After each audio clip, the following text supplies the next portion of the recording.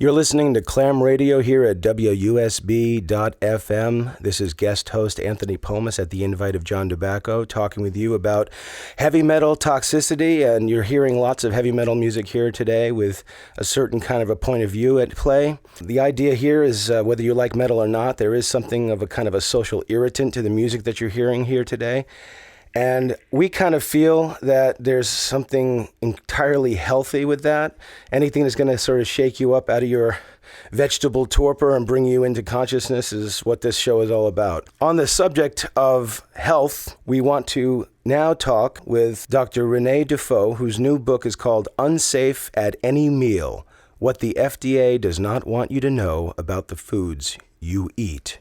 Renee Dufault joined the Army after graduating high school to become a medical laboratory specialist and earn the GI Bill. After her 4-year stint in the Army, she earned her undergraduate degree in environmental policy analysis and planning at the University of California at Davis. She served in the Navy for 2 years as an industrial hygiene officer, then transferred to the Public Health Service, where she served as an environmental health officer.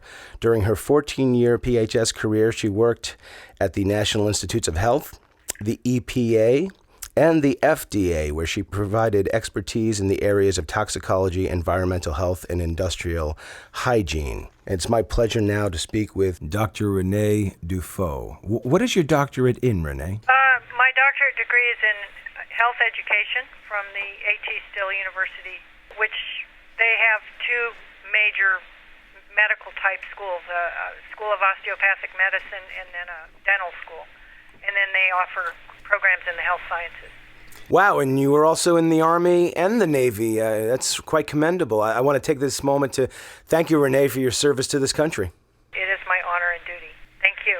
And you mentioned, before we got on the line yet, you're aware of Stony Brook University, is that correct? I am, yes. And of course, the only reason any of us know about the Stony Brook University is because of John Tobacco's show, Clam Radio. It's okay, you can admit that. I admit it. Very good. Well, what does the title of your book, Unsafe at Any Meal, mean? Well, it means that without educating yourself, if you eat the standard American diet, which consists of highly processed foods, that in time you'll become sick, and you or your child would develop a Western disease. If you're a pregnant woman and you eat without awareness, then your child is going to be at risk of autism, ADHD, type 2 diabetes, or even heart disease. Well, that's a terrifying thing to hear.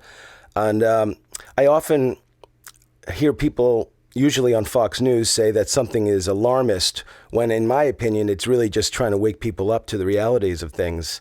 I had read a book called, I think it was called Sugar, Salt, Fat, in which they were talking about how all of the fast food corporations got together at a hotel at some point about 16 or 17 years ago and gathered together to figure out how they could make food essentially as addictive as your worst drugs. And so what you're talking about in the book is essentially a sort of informational blindness or camouflage. You had worked in the FDA for several years, and you took early retirement from the FDA in 2008. What was that about? Why did you take the early retirement from the FDA? Well, I had been investigating the inorganic mercury in the food supply, and I was ready to publish the finding, particularly the inorganic mercury in high fructose corn syrup. And the agency, FDA, did not want that published. So the only way to continue the research was to retire. So I took an early retirement. I retired at 20 years from uniformed services. So basically, you were doing your job. You had determined in the FDA, I learned this from the book, that you basically had found, and correct me if I haven't gotten it right, but it seems that you had discovered there were trace levels of heavy metals that were finding their way into processed foods, and you had brought this to their attention, and they told you to stop the investigation. Did I get that right? Yes, you got that right. That's exactly what happened. And it wasn't just me. I had collaborators at University of California, National Institute of Standards and Technology, and the Armed Forces Radiobiology Research Institute. So there were several different scientists involved in the project, and every single lab found the inorganic mercury in the high fructose corn syrup samples. So, it wasn't like I was working independently and that I'd gone off the reservation, so to speak. I had collaborators, and we reported our findings together. When you say high fructose corn syrup, because, anybody is listening to this may want to have a clarification, but correct me if I'm wrong. I don't want to sound quote unquote alarmist, but isn't high fructose corn syrup in about like 89% of anything that's in a box in any of the grocery stores in North America? Well, either high fructose corn syrup or a number of corn sweeteners from the same product line, dextrose. There's a number of corn sweeteners, and it all comes from the same product line that began with the cornstarch. And they actually add mercuric chloride to the cornstarch, and that is one of three ways that inorganic mercury can enter that product line. So at the time that I began my research, I had no idea about that way. I just thought it was entering through the use of mercury cell chloralkali chemicals. Sodium hydroxide and hydrogen chloride can both be made with mercury, and there's always trace amounts of mercury residue in those chemicals. Right. So, and of course, the law allows for trace amounts of mercury to be in food. Right. Consumers don't know that, but that's fact. Well, it's amazing. We're coming into the summer now, and whenever it's summertime, I always think of, I'm a pop culture kid from day one. Ask John, the first day he met me, I basically told him about every film I'd ever seen since I was 7 years old. And I'm a big sci-fi fan, and you'll even, today in the show, we're even playing some clips from a couple of films. Like we've got one with Bruce Dern from Silent Running, where he kind of goes into an environmentalism rant, which I think actually is very prophetic. But I bring it up in this context because as I'm talking with you, I can't help but think of Star Trek. And the reason I bring up Star Trek is because you are bringing in the very good, vital information, not unlike what Mr. Spock does when Kirk asks him for some kind of a scientific analysis. And I'm hearing all these syllables, and I guess the Kirk in my mind is saying something like, but, Mr. Spock, this means that we're being poisoned. Isn't that what's really going on? It is, actually. Over time, we are being poisoned, and as the inorganic mercury or the lead levels build up in our bloodstream and is carried to various tissues in our body, then we develop diseases. And that's the Western diseases associated with the Western diet are a result of the interplay between various toxic substances in our food supply. So when you have the organophosphate pesticides on the foods grown in conventional crops, and those exposures mixed with the trace amounts of heavy metals, then what we end up with is gene-environment interactions where the genes that are supposed to work properly to keep us healthy do not work properly anymore. Well, to riff on Spock and the Star Trek analogy, as you just said all of that, my reaction immediately is, in the words of Spock, fascinating. But, the other thing that's in my mind immediately as I hear this, to play out the analogy, is now I hear Dr. McCoy or Bowen saying, damn it, Jim, can't we eat or drink anything on this planet? So, my question is, Dr. Dufault, what do we do? Well, you can learn how to read food ingredient labels, which are found on processed foods, and then stay away from pretty much everything once you learn to read those labels, except for the very, mildly processed foods. For example, like if you pick up a canister, a cardboard box of oatmeal, and on the food ingredient label all it says is oats, then your best bet is to buy organic oats. But if you buy the oats that are conventional, then you might be exposed to pesticide residues. So you need to learn how to read those food ingredient labels and then choose wisely to minimize your exposures. So the other thing is, if you just avoid the processed foods altogether and just eat foods that don't have any food ingredient labels, and that would be things you buy in the produce section, and grains that are the only thing it might say is, say if you're buying brown rice, then it says brown rice on the food ingredient label, and preferably buy organic when you can. But if you're eating lots of whole fruits and vegetables, and you're washing them, and you're trying to eat the best, the purest, if you will, the most toxic-free foods you can get, then your body should be able to handle small exposures that you're getting from the environment. We have a question here from Mr. John Tobacco, whose show I'm on right now, actually, Clam Radio. Hold on. Yeah, I'd like to know, what kind of water do you drink? Water. Yeah. Well, I live in Hawaii, and there's a spring that's in the town where I live. It's known as, to the native Hawaiians, as the best water on the island.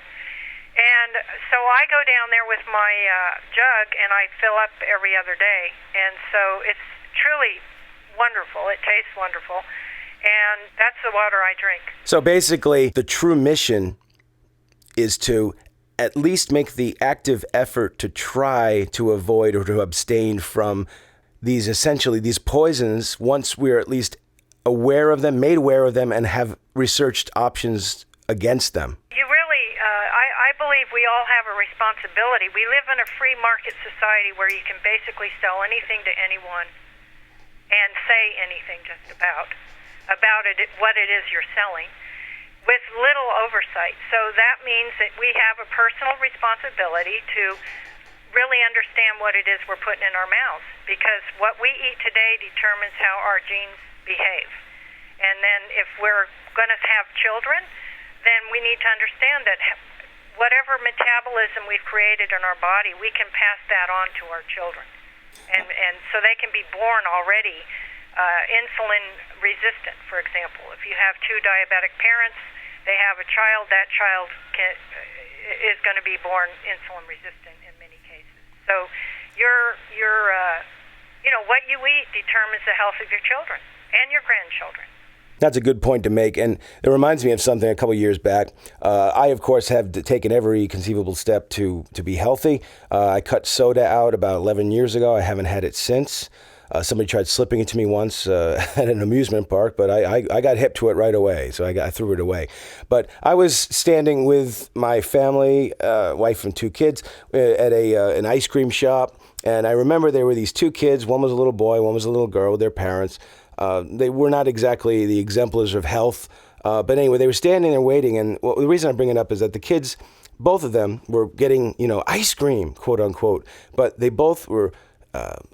They seemed angry. They both were yelling and screaming. The little daughter actually slapped the mother in the face when she came down towards her to, I guess, coo her into some kind of cool out. Like, don't worry, don't scream, don't yell, don't punch. We're going to get you ice cream. And the whole thing kind of snapped into my mind as a metaphor for like some kind of an illness or sickness. And of course, in the book, you talk about how kids...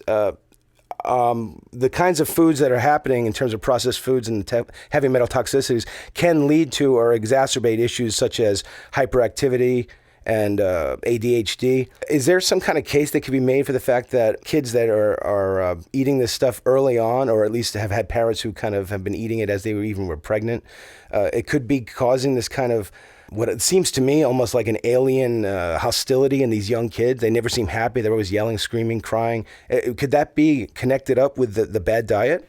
Absolutely. They've already done studies showing that a child's heavy metal levels are directly related to their functional abilities. For example, we know that lead levels in children create conditions for developmental delay.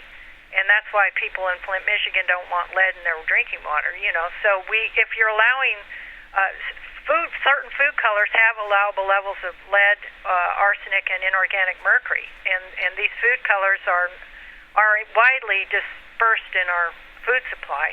In Europe, they've already eliminated or banned some of them. And then if you do use them, then you have to put a warning label on the food packaging to parents, warning that they might cause hyperactivity. So we already know, like for example with autism, the heavy metal levels in the child's blood correlate with the severity of the autism. So the symptoms of that you might see in terms of behavior, the higher the heavy metal levels, then the more tragic the symptoms, if you will. You said a couple of times in this interview, and even in that last answer, the phrase heavy metals.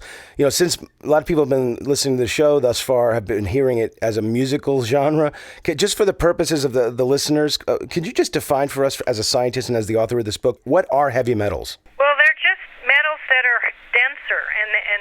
float on water.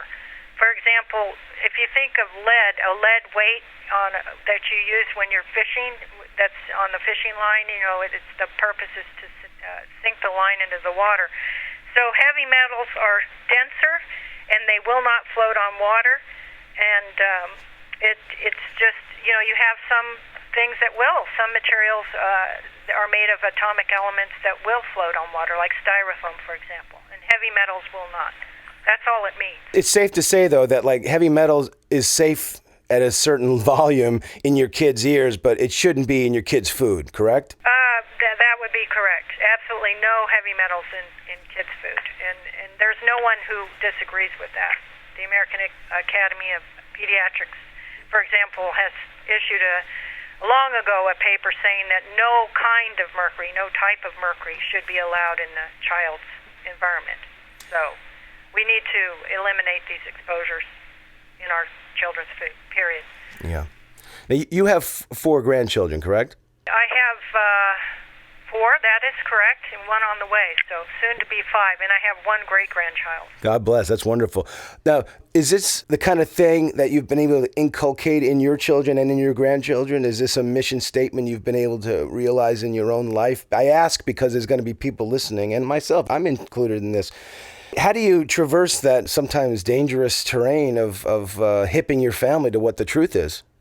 Well, I think my kids have taken it all in, and I know for sure that my daughter has made some dietary changes over the years, and she's really paid attention. And I think my son has too.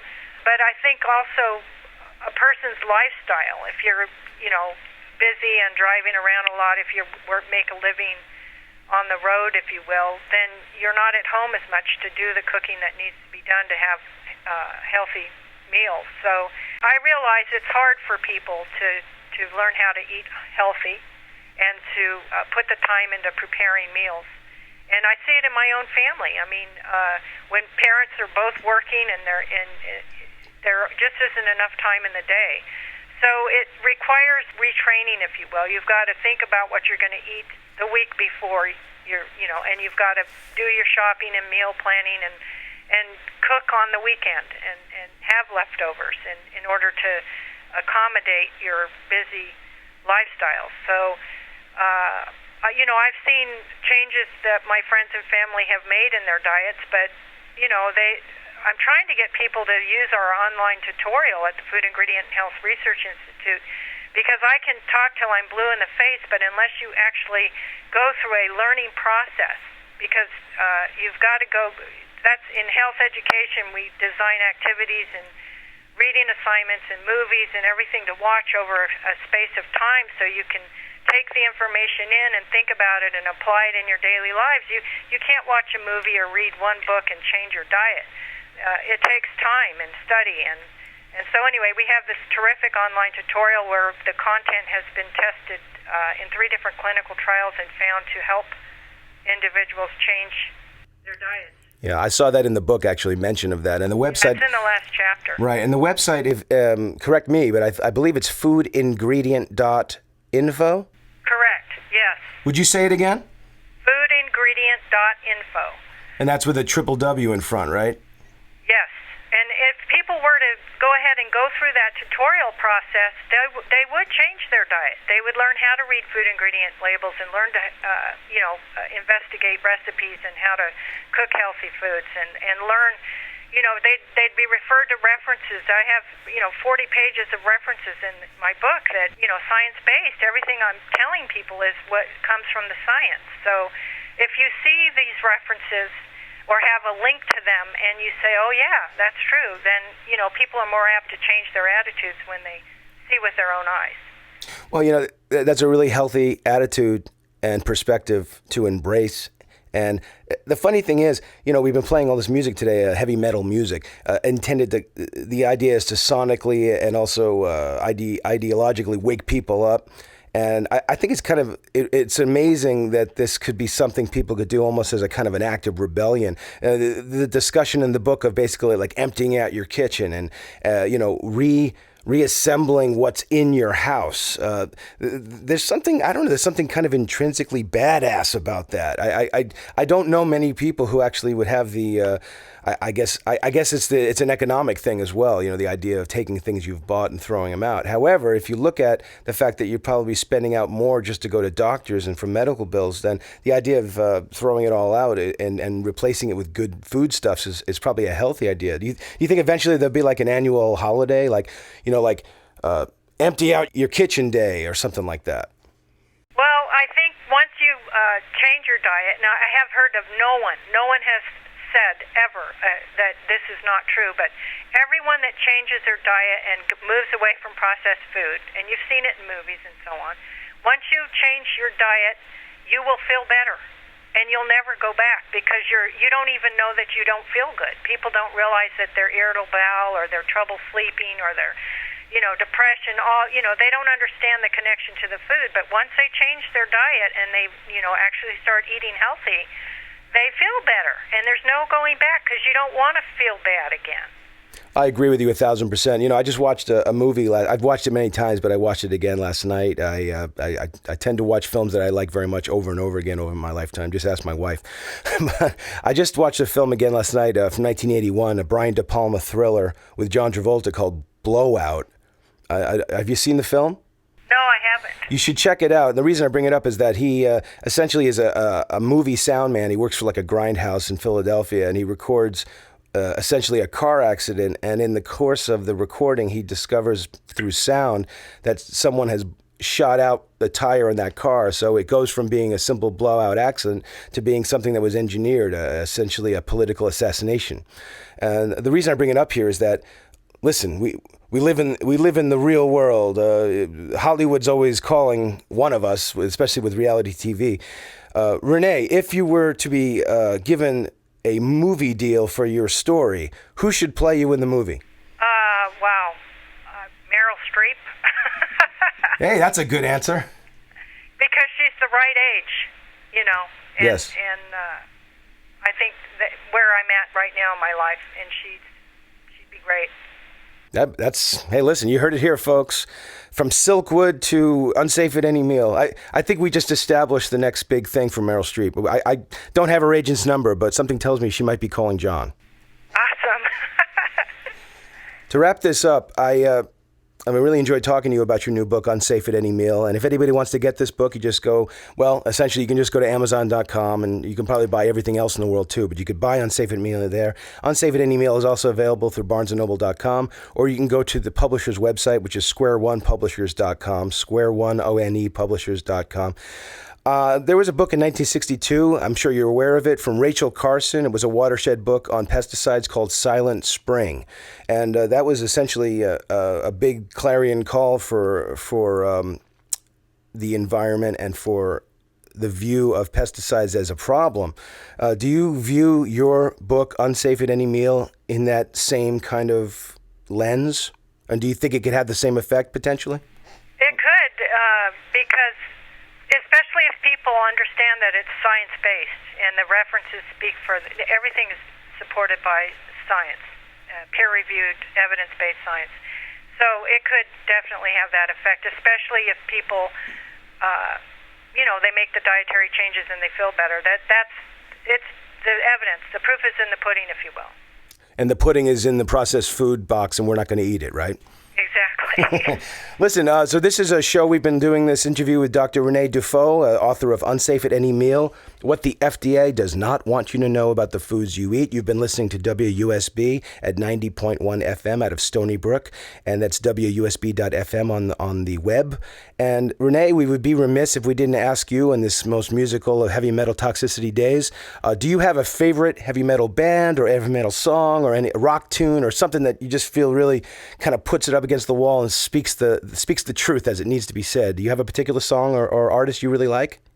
Well, I like The Wall. Is that Leonard Skinner?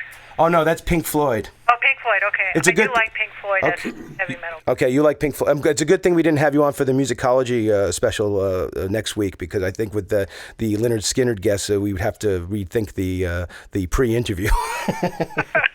So Pink Floyd, The Wall, we're going to pull a track from that. Thank you so much, Renee, for taking the time. Renee Dufault, the author of Unsafe at Any Meal. And coming out of this interview, we're going to be hearing a track from Pink Floyd's The Wall. And remember, not every wall should be left standing. Most of them should get knocked down. You're listening to Clam Radio, Anthony Pomes, co-host with John Dubaco, WUSB FM, 90.1 FM on your dial. Here we go.